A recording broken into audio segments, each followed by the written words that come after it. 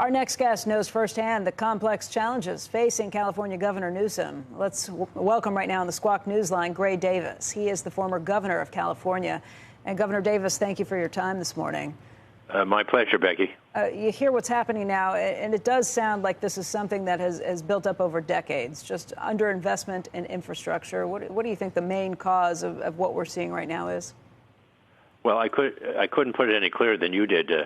PG&E has literally endangered lives and property through years of, actually decades of neglect and underinvestment. If you look at San Diego Gas and Electric, they have a world-class weather forecasting unit. PG&E does not.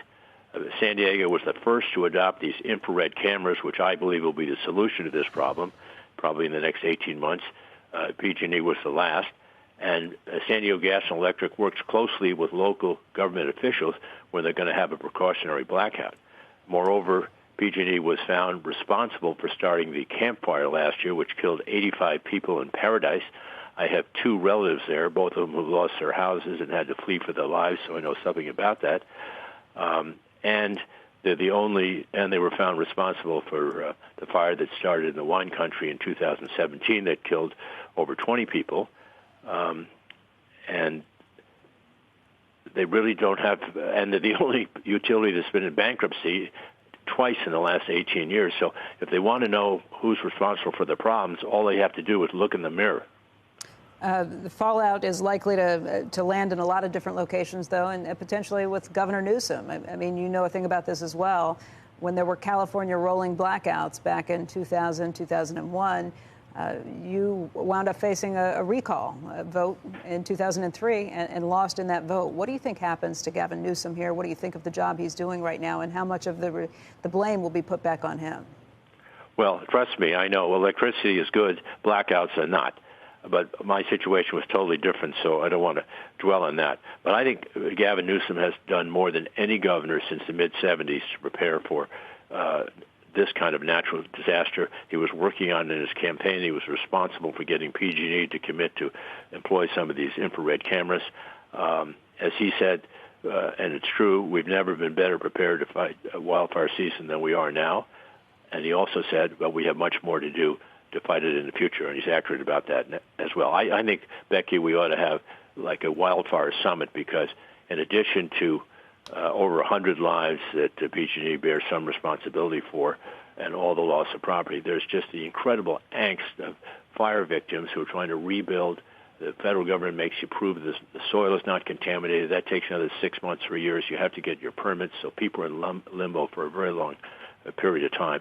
And the focus on the summit ought to be how to use technology to up our game and ensure that we can get on top of this problem. I think we can in 18 months. In the parts of the state, principally the southern part of the state, where these infrared cameras are employed, very little loss of life. San Diego, no loss of life. So, Governor, I don't know if you saw the piece in the op-ed pages of the Wall Street Journal. It was entitled "Fires and Blackouts Made in Sacramento." And it went into the last couple of decades where regulatory issues, the green lobby, certain things that had to be done in California for renewables or for emissions or whatever, used so much of PG&E's resources that they were unable to just the conventional grid was neglected because of. Is there any truth to that, or the Journal is just way off base here? There is some truth to that. Having said that, I'm a New Yorker. I was born in Columbia Hospital, went to Columbia Law School, and I know New York likes nothing more than to revel in our problems out here. Okay. But that having been said, we need to have a wildfire summit. We need to put all things on the table.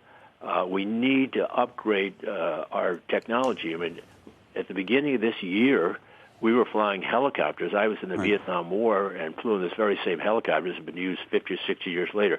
Happily, Governor Brown signed a bill. We now have world-class helicopters that can fly at night that have these infrared cameras.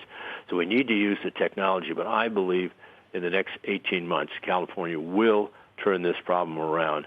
But it won't happen without acknowledging everybody has some part of the blame to bear. And the collective responsibility now is to find a way to save property and to keep people from the horror, not only of blackouts, but of planned blackouts, presumably to stop more wildfires. Governor, we have heard from Governor Newsom that he would like to see Berkshire Hathaway or someone else step in and bid for PG&E to maybe run it better than it has been run to this point. But we had Tom Fanning from Southern Company on yesterday. He basically said no way would he invest in this because California politics is too hard to get your hands around and try and figure out what would happen here. As you know, Becky, utilities are guaranteed a rate of return, and no other corporation is. And with that comes a certain responsibility to act in the public interest because you know you're going to make a profit. Warren Buffett would make a lot of sense to me. We need to look for responsible capital, people that realize when you're in a utility, a large part of what you do has to protect safety, ensure power is delivered, and to act first in the public interest. Everyone else has to worry about making a return on their investment for their shareholders. Utility executives and boards of directors do not. So the leadership at the top of PG&E and on the board is very important. And obviously, if Warren Buffett was interested, I think he would be fantastic. Governor Davis, thank you for being with us this morning. We appreciate it.